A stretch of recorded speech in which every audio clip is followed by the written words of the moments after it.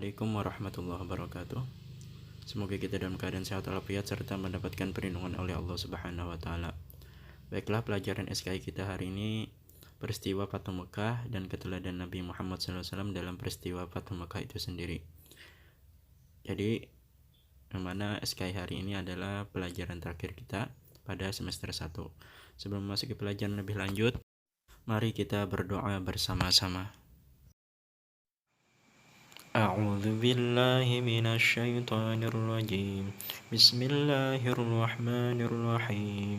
Rabbi zidni ilma warzuqni fahma walhamdulillahi rabbil alamin.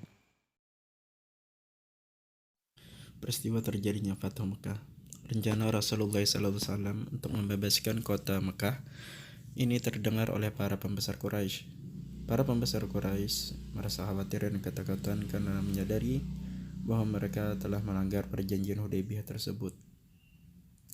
Abu Sufyan pun diutus untuk berunding dengan Rasulullah. Dia meminta agar perjanjian Hudaybiyah diperpanjang. Tetapi Rasulullah SAW tidak menjawab sama sekali. Abu Sufyan pun meminta Abu Bakar agar membicarakannya dengan Rasulullah. Namun Abu Bakar menolak permintaan Abu Sufyan tersebut karena Abu Sufyan mendatangi Umar bin Khattab dengan maksudnya sama, akan tetapi hasilnya sama juga. Bahkan ditolak dengan tegas. Akhirnya Abu Sufyan kembali ke kota Mekah dengan tangan hampa. Jadi terjadinya peristiwa Fathu Mekah ini karena disebabkan para kaum kafir Quraisy telah melanggar perjanjian tersebut.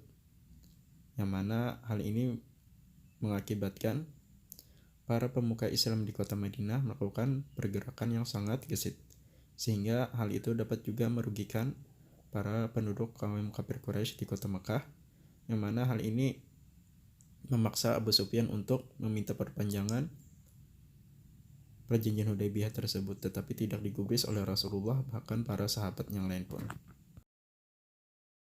Pada tanggal 10 Ramadan, Rasulullah SAW tahun 8 Hijriah berangkat ke Mekah. Ketika itu Rasulullah SAW dan pasukan muslim yang sudah dikelompokkan tiba di daerah Marrus Zahran dan berkemah. Para pemimpin Quraisy mengadakan perundingan. Dalam perundingan itu diputuskan bahwa Abu Sufyan dimintai penyelidikan hal tersebut.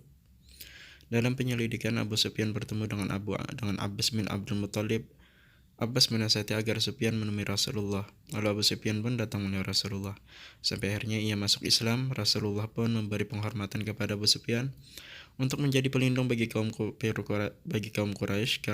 Oleh karena itu, ketika Abu Sufyan berada di Mekah, dengan keras ia memperingatkan kaumnya untuk segera berlindung ke rumahnya, ke Masjidil Haram, atau tetap di rumah masing-masing agar selamat.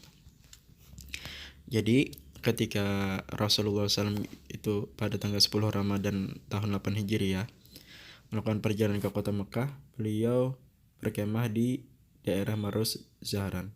Hal ini diambil kesempatan oleh Abu Sufyan, oleh kaum Quraisy untuk menyelidiki Rasulullah SAW.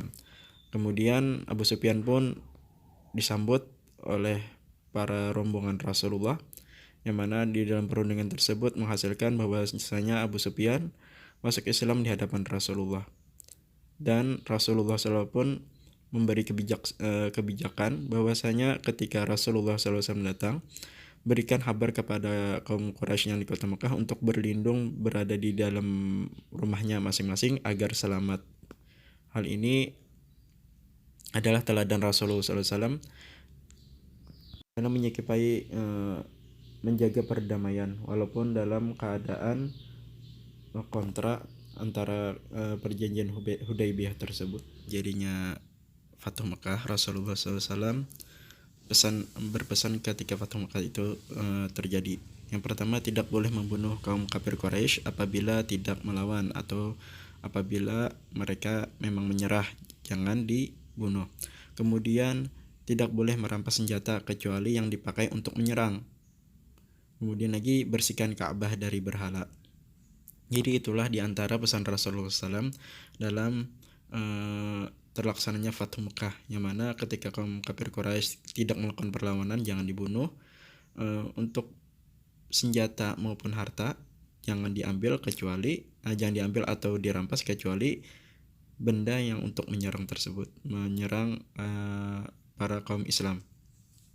Kemudian lagi di dalam Ka'bah berhala wajib dibersihkan. Itulah teladan Rasulullah SAW dalam peristiwa Fatu Mekah, yang mana beliau memberi contoh teladan kepada umatnya agar tidak menyimpan dendam. Walaupun dahulu kaum kafir Quraisy menghina, menganiaya, mencaci dan bahkan membunuhnya Rasulullah SAW. Rasulullah SAW bahkan memaafkan mereka. Dengan Fatu Mekah yang terlaksana atau terjadi, cahaya Islam semakin terpencar di kota Mekah. Lebih lagi ketika para Islam di Madinah yang dibawa oleh Rasulullah SAW, Rasulullah SAW memberikan tauladan yang sangat bagus sehingga banyak orang yang belum masuk Islam terpengaruh untuk masuk Islam karena terpesona atas tauladan Rasulullah SAW. Mungkin sampai di sini saja. Semoga kita dapat meneladani sifat Rasulullah SAW dalam peristiwa Fatu Mekah. Penutup, subhanakallah bihamdika asyhadu an la ilaha illa anta astaghfiruka wa atubu ilaik. Assalamualaikum warahmatullahi wabarakatuh.